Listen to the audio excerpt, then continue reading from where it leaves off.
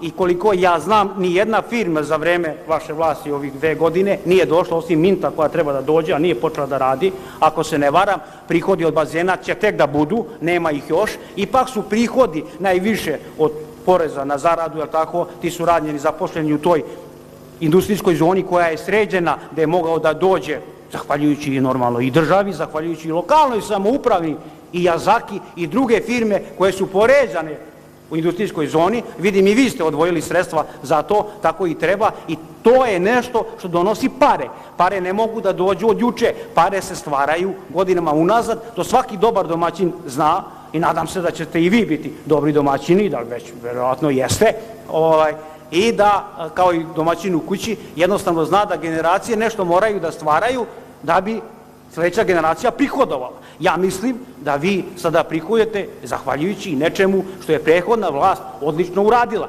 Kada sam vas pohvalio da ste dobili izbore i na nivou Republike Srbije, da ste dobili po mesnim zajednicama, ja nemam taj problem da pobedniku čestitam, ja sam to javno uradio za ovom skupštinskom govornicom i niko ne opravdava to što ja nisam izašao na izbore.